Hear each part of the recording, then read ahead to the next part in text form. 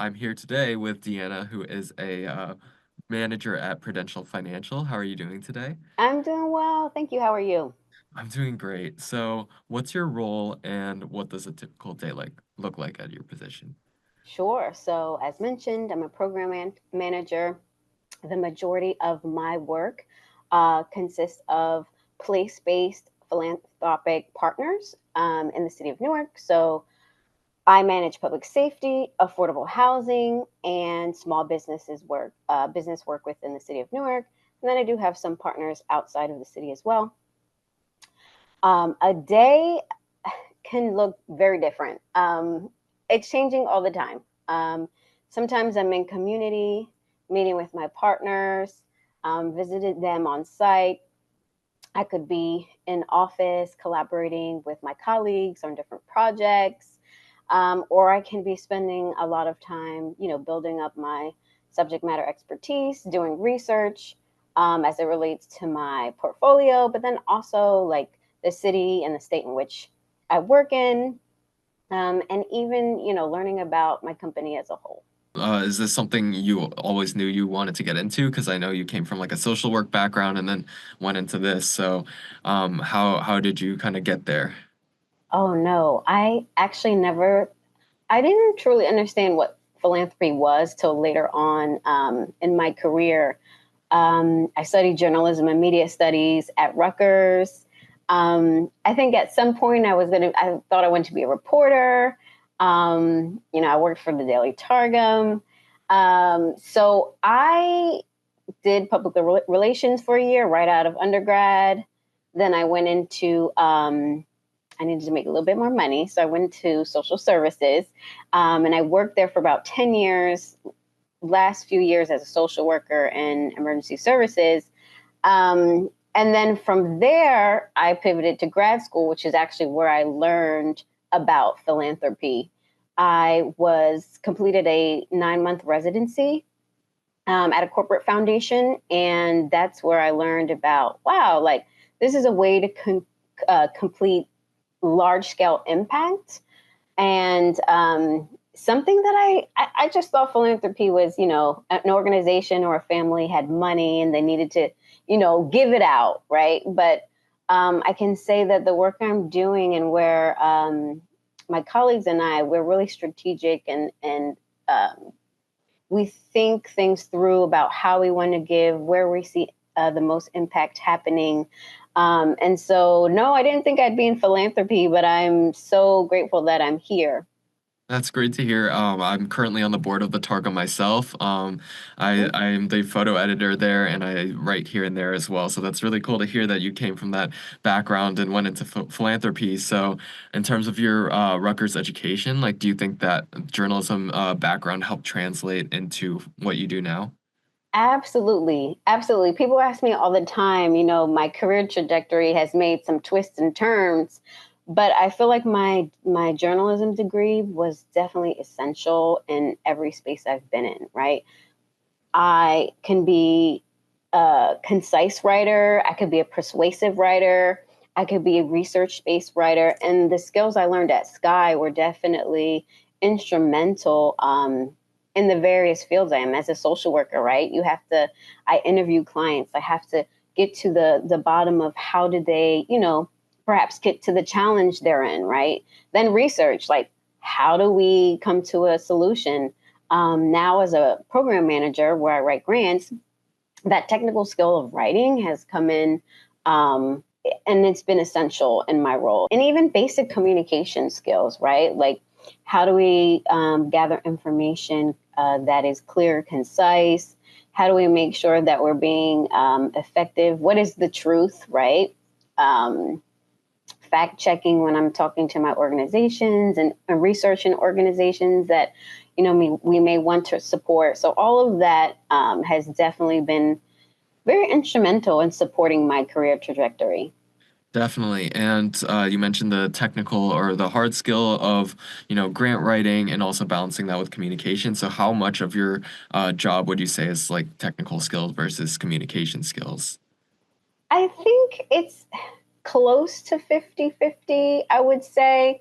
A lot of what I do is relationship building, relationship management. So being out in community and like really understanding different organizations, different thought processes of how we address certain um, concerns or work that we want to implement, right? So I think it's 50-50. The technical side, I definitely utilize that too on a day to day, whether it's grant writing or even internal communications. The balance may shift a little bit, but overall it's pretty 50-50. We kind of touched on your background a little bit and like how you got to this position, but was there at any point, any moment where you went like, okay, this is what I want to do? So I guess to go back a little bit, so I was in social services for about 10 years.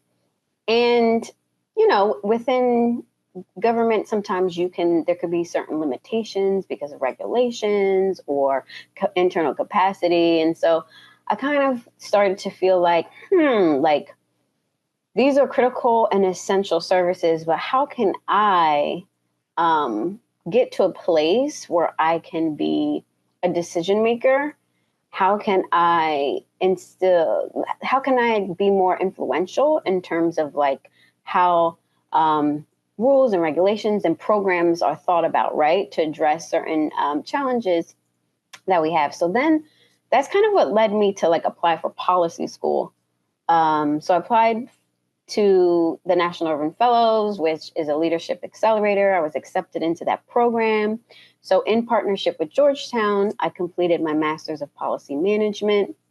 And that's where got the opportunity to have a residency at a financial institution, which was also a corporate foundation. And then I was like, wow, this is like an opportunity for me to kind of look at impact from a different lens. I had experience in emergency services, which consisted of housing, right? Eviction prevention, helping folks secure safe, affordable housing. But then in my current role, right, like I actually am managing the housing piece. So I can look at it from a different perspective. It's all of it is impactful and meaningful work, but now I have an opportunity to transition from more direct services to potentially systems change work, or at least working with organizations who have the ability to really instill and inspire long-term change within certain systems. So something I'm very excited about. I'm happy I've landed here and looking forward to what's to come. So, what was the biggest obstacle that you faced in your career, and how did you get through that? Yeah, biggest obstacle in my career. Well, I would say at my prior employment, right, I was working with direct services, and then COVID hit, and that really exposed to me some of the gaps, right, and the inefficiencies that we had in terms of servicing the public. And it was an organization that didn't really utilize technology. Some of our processes were a little old, and so how do we reimagine offering services to a community that traditionally needs face-to-face interaction? Perhaps they don't have access to a cell phone or email, right? So we're not in COVID, we're not seeing anyone. How does that work? There were creative things that came up. We had to utilize mail services that we hadn't used before, like, communicating via letters with my clients, those who didn't have access to a phone. But I would say that was a challenge, not just organizationally, but for me, right? Professionally, I want to be in a place where I can be a little bit more innovative, right? I want to address these challenges that I'm experiencing right now in my work. So that kind of triggered my desire to like want to move forward and progress and approach work with a different perspective, a different thought process. So went to grad school. And then throughout that, sometimes I've had challenges with Confidence, I think that's normal. Sometimes folks experience that. I've had my fair share of that, but I think bringing myself back to the fact that I got, into grad school, I made it. Like, this is a great accomplishment. So that in itself is, you know, proof that I made it here. I'm supposed to be here. The confidence is just a muscle to build. So I'd say COVID and that challenging period kind of helped propel where I am today. I also experience, imposter syndrome a lot, Hmm. and that's definitely something that I'm working through. So it's good to hear that you were able to overcome that and find a job that you're really enjoying. So what advice would you give to aspiring professionals in your field? Network and start as early as possible, right? Like, if I went back to my undergraduate self, I would say look for your internship earlier. Don't push it off till, junior, senior year. Be intentional and strategic about, where you want an internship to make sure that it's actually fruitful. Um, I would say seek out a mentor, right? Like, in philanthropy, for example, like, thankfully now that I'm in the space, I have folks who I feel like I can turn to when I have questions, whether it's career related or how do I navigate my work. Mentorship, I think, is something that's super important, no matter what career field you decide you want to go into. And it's great to speak to someone before committing to that industry or deciding to go forward to get different perspectives. And also remembering that everyone's experience is unique, right? So I would say those are some of the things I would definitely tell myself. In terms of specifically mentorship, Mhm. how do you think one would go about just like finding a mentor to speak to and to get their perspective? Yeah. So sometimes, like, I myself, I forget my own network. Like, I know more people than I think I know, right? So, like, I would say do an assessment of, what if you're involved with any organizations, look at who are in those spaces. If you have a LinkedIn, look who's on your LinkedIn. Like, think about who you know internally who has a career that, you think you want to explore or you want to explore. So if you have access to someone in that industry already, that could be a place to start. I actually remember in one of my professors, Dr. Reed at Rutgers, we had to do a project with a national magazine, and then her instructions were basically get get a magazine and find the contact list and just email them. I Mhm. mean, honestly, like cold emailing, cold calling.